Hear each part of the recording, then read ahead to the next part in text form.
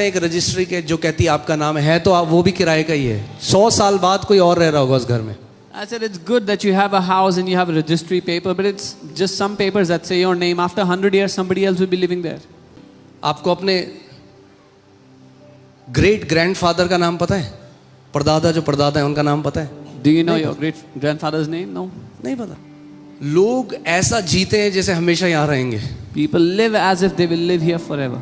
मगर अगर हम उस मसीह के लिए अभी जिए, But if we live हम for that आत्मिक Christ now, सयाने हो गए, if we are spiritually wise, हमने अपने समय को व्यर्थ नहीं ठहराया, मगर उस समय में हमने परमेश्वर के साथ एक घनिष्ठ रिश्ता बनाया, तो अनंत में उसका प्रतिफल आप पाएंगे। if we did not waste our time but have an intimate relationship with God in this time, you will have a treasure with Him in that eternity.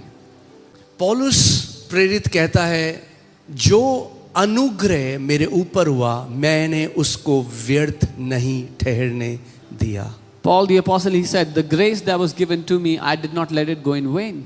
मैं आज आप सबको ये रिक्वेस्ट करता हूं, जो अनुग्रह आपके ऊपर हुआ है,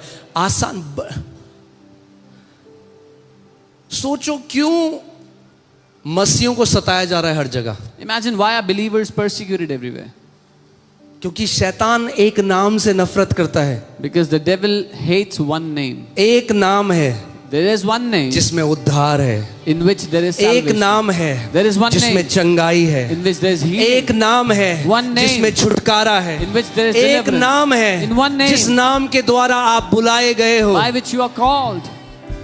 तो उस अनुग्रह को तुच्छ मत जा। क्यों? क्योंकि थोड़े से लोग हमारी बुराई करेंगे, हमारे घर वाले क्या बोलेंगे, हमारे रिश्तेदार क्या बोलेंगे। So do not esteem that grace lightly because we are worried what will your family जब आप say. अपने उस बिस्तर में होगे, मृत्यु शैया में होगे, आखिरी समय में होगे, तब कोई रिश्तेदार नहीं आने वाले आपके पास, तब आपका यीशु आपके साथ खड़ा होगा वहां पे। When you'll be in your last moment on that deathbed, in the final moment, no family, no relatives will be standing with you, but Jesus will be standing with you. तब कोई खड़ा नहीं होगा, Nobody will be standing with you there, मगर यीशु खड़ा होगा। but Jesus will be standing.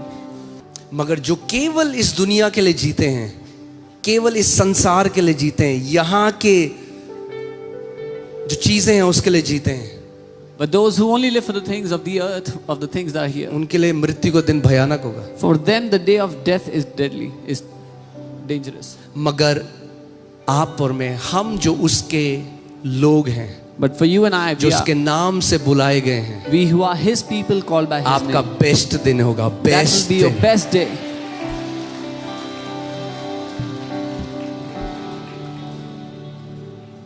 डर नहीं होगा आपको, You will have no fear. आप तो रिजॉइस कर रहे होगे। You will be rejoicing. मैं अपने अनंत के घर में प्रवेश करने वाला हूं। I'm going to enter into my eternal home.